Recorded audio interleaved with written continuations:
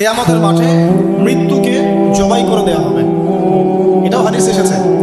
কিয়ামতের মাঠে যখন সমস্ত মানুষকে আল্লাহ পাক উঠাবেন, হিসাব নিকেশ নেওয়া হবে এবং চুল ছেঁড়া বিশ্লেষণ করা হবে, যার ব্যাপারে নবী সাল্লাল্লাহু আলাইহি ওয়াসাল্লাম বলছেন, একটা শিংওয়ালা ছাগল যদি একটা শিং ছাড়া ছাগলকে গুঁতো দিয়ে থাকে অন্যায়ভাবে, কিয়ামতের মাঠে আল্লাহ পাক ওই শিংহীন ছাগলকে শিং দিয়ে বলবেন, তুমি গুঁতা মেরে এখন প্রতিশোধ নাও।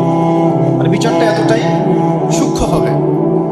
এরপর আল্লাহ পাক মৃত্যুকে হাজির করবেন একটা প্রাণীর রূপে, একটা পশু বা একটা প্রাণীর রূপে মৃত্যুকে ডেকে আনা হবে এবং একে জবাই করে দেওয়া হবে। মানে মৃত্যুকে মৃত্যুবরণ করতে হবে। আমি কি বোঝাতে পারছি?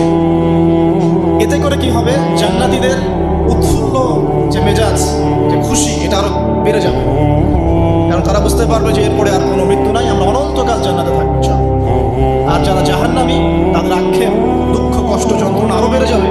কারণ তারা বুঝতে পারবে, কাশ যদি মৃত্যু হতো, জাহান্নামে আযাব ভোগ করে মরে যেতাম, মাটি হয়ে যেতাম। সূরা নাবার শেষের দিকে পড়ে দেখবেন, ইয়া লাইতানি কুনতু তুরাবা, হায় আমি যদি আজকে মাটি হয়ে যেতাম।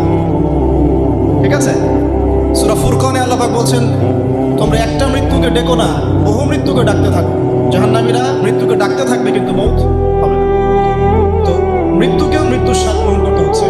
আল্লাহ পাক সূরা বাকারা 29 নম্বর আয়াতে আমাদেরকে একটা জীবন এবং সৃষ্টি দর্শন দিয়েছেন। এখানে এটা হচ্ছে একটা সৃষ্টি দর্শন বা জীবন দর্শন বলতে পারি আমরা। কি সেটা? যে আমরা এখানে কেউ চিরস্থায়ী নই, আমরা একসময় পৃথিবীতে ছিলাম না, একসময় থাকবো না, মাঝখানে একটা সংক্ষিপ্ত সময় আমাদের হাতে আছে। এই সময়টুকুর মধ্যে আমাদের আসবে শৈশব, আমাদের কৈশোর, আমাদের যৌবন, আমাদের বার্ধক্য। এই সময়টুকুর মধ্যেই আমাদের পড়াশোনা, আমাদের রুজি রোজগার, আমাদের পরিবার, আমাদের ব্যবসা বাণিজ্য, আমাদের ইলমি অঙ্গন, আমাদের মুআমালাত, ঠিক আছে, আমাদের আমলের জিন্দেগি, এই সব কিছু এই